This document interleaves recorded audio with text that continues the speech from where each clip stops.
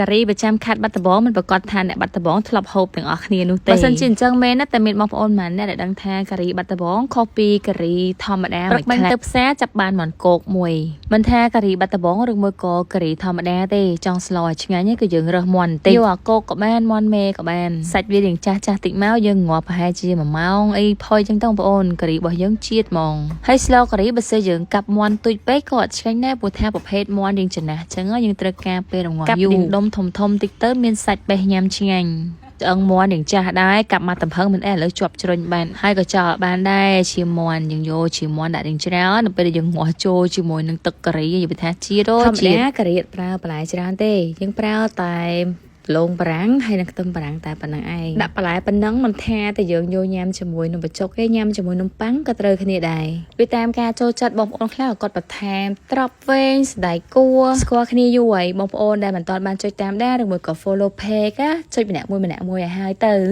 បន្លែដែលយើងបានចិត្តសបអស់ហើយមិញណោះយើងទឹកឲ្យស្អាតមិនដឹងថាបងប្អូននៅបាត់ដំបងធ្លាប់ស្លម្ហូបនេះដែរអត់ជួយ comment នៅខាងក្រោមវីដេអូផងណាខ្ទឹមបារាំងនិងដលងបារាំងនេះដាក់ផ្សេងគ្នាដោយសារតែខ្ទឹមបារាំងឆាប់ឆ្អិនដលងបារាំងក្រឆ្អិនវាជាដុំតូចល្មមប៉ុណ្ណឹងទៅគ្រឿងដែលយើងយកមកស្លការីមានខ្ទឹមសនិងខ្ទឹមក្រហមដាក់រៀងច្រើនណាសម្លការីខាប់ដោយសារតែខ្ទឹមហើយនិងគ្រឿងនេះឯងប្រទេសផ្លោកក្រៀមយើងកិនក៏បានក៏ច្រាំក៏បានដែរជាធម្មតាការីដាក់តែកាពីប៉ុន្តែនៅផ្ទះខ្ញុំលាយប្រហុកមិនតិចគ្រឿងការីរបស់យើងមានផ្កាចាន់ឈើអែមហើយនិងហាវឡើងមួយគ្រាប់ការីបាត់ដំបងពិសេសត្រង់ថាយើងប្រើពោះល្វីងយកទៅញាត់ពង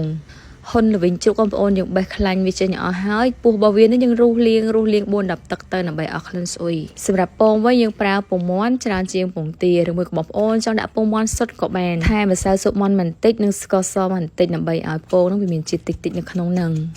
ស្លការីតាមបែបអ្នកបាត់ដំបងបងប្អូនយើងប្រើពងនឹងរៀងច្រើនតិចទៅព្រោះថានៅពេលដែលយើងងាស់ចូលជាមួយការីវាចូលជាតិនិយាយទៅញ៉ាំអត់ដឹងថាហ្នឹងជាពងទេខ្ទិះឈ្ងុយអូយឆ្ងាញ់មែនតើពងដែលយើងបានវាយសពចូលគ្នាមិញហ្នឹងយើងត្រងវាម្ដងទៀតដើម្បីឲ្យសាច់ពងមាន់លីពងទាហ្នឹងវាបានស្ងួតស្អាតពោះល្វីងនេះយើងគួចមាត់វាឲ្យជាប់តែគួចអត់ជាប់ខ្លាំងទេនៅពេលដែលយើងច្រកពងចូលទៅវានឹងហៀលាក់ពេញនឹងឯងពងដែលយើងបានត្រងមិញហ្នឹងយើងយកមកច្រកចូលពោះវាហ្នឹងទៅហើយយើងទុកប្រឡោះសល់បន្តិចបងប្អូនបាច់ចាំច្រកឲ្យវាណែនពេកទេតែកាលណាណែនពិបាកស្ងោរណាវាឆាប់ផ្ទុះបែកលឿនណាច្រកឲ្យសល់ប៉ុណ្ណឹងទៅគ្រឿងការីមិញហ្នឹងក្របហាលឡើងយើងដំវាទៅប៉ែតឈើអែមយើងដាក់តែបន្តិចល្មមទៅបានហើយយកគ្រឿងទៅ3មុខហ្នឹងទៅលីងឲ្យឡើងឈ្ងុយសិនមិនថាតែយើងយកស្លអីទេគួរតែយកវាទៅដុតឬមួយក៏ទៅលីងសិនទៅបានវាមានក្លិនឈ្ងុយខ្លាំងបន្តមកយកទៅកិនឲ្យម៉ត់ដូចជាម្សៅគ្រឿងក្រៅរៀបចំរួចរាល់អស់ហើយឥឡូវដល់ពេលយើងចាប់ផ្ដើមមកស្លវិញម្ដងដបងចេះដាក់ភ្លើងតិចល្មមហើយដាក់ខ្លាញ់ចូលបន្តិចមកនិយាយទៅយើងលៃមើលមកល្មមតែលីងគ្រឿងរបស់យើងឡើងឈ្ងុយឯងយើងចាក់ម្ទេសដែលយើងបានកិនម៉ត់ហ្នឹងចូលបន្តិចម្ទេសផ្លោកក្រៀមហើយនឹងគ្រឿងយើងកិនវាលេទឹកបានម៉ត់ស្អាតដល់អញ្ចឹងតើយើងឆាវាឲ្យរៀងយូរបន្តិចបើវាស្រស់ជាតិទឹកអស់សំខាន់ជាងគេគឺគ្រឿងបុកហ្នឹងបងប្អូនយើងដាក់គល់ក្រៃលក្រូចរំដេងល្មៀល្មមទេប៉ុន្តែខ្ទឹមសនិងខ្ទឹមក្រហមយើងប្រើទាំងច្រើនដើម្បីជំនួយឲ្យទឹកការីរបស់យើងខាប់ហើយនឹងមានក្លិនឈ្ងុយខ្ញុំធ្លាប់ធ្វើការីច្រើនដងហើយប៉ុន្តែឃើញមានបងប្អូនភាគតិចគាត់ខមមិនសួរខ្ញុំថាអត់ដែលឃើញខ្ញុំប្រើគ្រឿងការីសម្រាប់ខ្ញុំស្លការីខ្ញុំអត់សូវនិយាយទៅអត់ដែរហ្មងអត់ដែលទិញគ្រឿងការីកញ្ចប់ស្រាប់មកធ្វើទេភាគច្រើនយើងឆាដាក់គ្រឿងថ្មីចឹងទៅវាបានក្លិនឈ្ងុយល្អបន្ទាប់មកយើងដាក់កាពិកពតចូលមួយស្លាបព្រាបាយពេញនិងប្រហុកបន្តិចប្រហុកយើងដាក់1/3នៃកាពិនិយាយទៅទម្លាប់ធ្វើនេះគឺតាមគ្រួសារណាបងប្អូនភាគច្រើនគឺគេអត់ប្រើប្រហុកទេប៉ុន្តែនៅផ្ទះខ្ញុំប្រើប្រហុកនៅពេលយើងដាក់លាយប្រហុកទៅវាជួយក្លិនស្លការីរបស់យើងនឹងឈ្ងុយល្អបន្តមកទៀតយើងក៏ចាក់គ្រឿងការីដែលយើងបានកិនមុនហ្នឹងមានហៅឡាវឈើអែមហើយនៅផ្កាចាន់កិនម៉ត់ដោយម្សៅហ្នឹងចាក់ចូលទាំងអស់ឆាកាពិប្រហុកគ្រឿងឲ្យឈ្ងុយល្អហើយសឹមយើងចាក់សាច់មាន់ចូលមកហូបប្រចាំតំបន់មួយឆ្ងាញ់ណាស់បងប្អូនហើយវាយូនីកទៀតវាមានតែឯងហ្មងបងប្អូនឈ្មោះសម្លដូចគ្នាប៉ុន្តែភាពខុសគ្នារបស់វាគឺគ្រឿងហើយនិងរបៀបធ្វើកាជ្រាវសាច់មាន់រៀងស្គួតហើយយើងចាក់ខ្ទិះដូងចុងជាមួយនឹងទឹកជាចូលមាន់មួយក្បាលនេះខ្ញុំប្រើសាច់ដូងពោត1គីឡូខ្ទិះដើមយើងអត់ដាក់ចូលឥឡូវទេយើងប្រើទឹកជាលាយជាមួយនឹងខ្ទិះដូងចុងរងាស់សាច់មាន់ហ្នឹងឲ្យឡើងផុយសិនចាំស្រោចខ្ទិះដើមនៅពេលរៀបញ៉ាំវាបានក្លិនឈ្ងុយខ្ទិះដូងស្រស់ល្អមែនតើដាក់រងាស់ចោលឲ្យទឹកពុះសិនអ្នកខ្លះគេច្រឡំថាអាពងនេះជាផ្សិតឬមួយក៏ cái hai rồi em xe này thả scoreแต่ปัตเตอร์อันนั้นก่อนติดจุดโป้งไง របៀបស្ងោរពងនេះអត់ពិបាកទេឲ្យតែយើងកំណត់នាទីវាឲ្យបានត្រឹមត្រូវតែបើសិនជាយើងដាក់លើសឬមួយក៏ប្រើភ្លើងខ្លាំងវាផ្ទុះបាយយកហ្មងអញ្ចឹងនៅពេលដែលទឹកសម្លពុះយើងបន្ថយភ្លើងមករឹមហើយទម្លាក់ពងនឹងចូលបិទគម្របឲ្យជិតល្អរួចយើងកំណត់ម៉ោង5 នាទី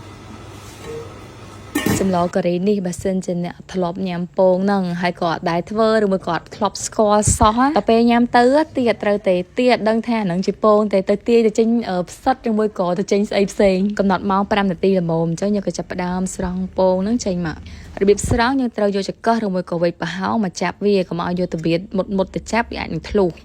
រួចហើយយើងក៏ទុកចោលឲ្យវាត្រជាក់សិនទៅបន្តមកសម្លការីរបស់យើងចាប់ផ្ដើមបងឈាមមាន់ជាមួយនឹងដលងបារាំងដែលយើងបានចិតមុនហ្នឹងណាតម្លាក់ចូលឲ្យមកព្រោះថាវាក្រផុយ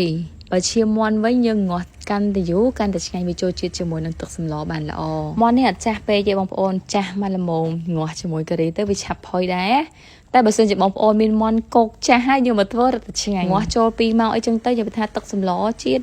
តិមុននឹងថែមគ្រឿងយើងភ្លក់ឲ្យដឹងរសជាតិសិនព្រោះថាមុននឹងយើងដាក់កាពិហើយនឹងថែមយ៉ាងច្រើនហ្នឹងវាអាចនឹងធ្វើឲ្យសម្លការីប្រៃឬមួយក៏ផ្អែមជ្រុលអីចឹងទៅហើយសម្រាប់សម្លការីបងប្អូនដាក់ផ្អែមពេកក៏អត់ឆ្ងាញ់ដែរញ៉ាំឆាប់តលាន់ខ្ញុំដាក់ស្ករត្នោត1 ស្លាបព្រាបាយម្សៅស៊ុបមាន់កន្លះស្លាបព្រាបាយនិងអំបិលកន្លះស្លាបព្រាបាយ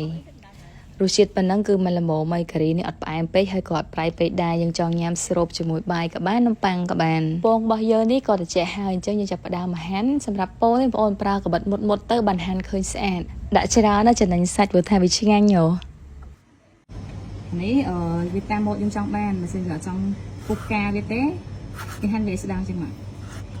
វាសម្រាប់មកស្អាតបើសិនយើងចង់ធ្វើម៉ូតយើងហាន់យ៉ាងក្រាស់ប៉ុណ្ណេះហាន់ក្រាស់ប៉ុណ្ណឹងហើយ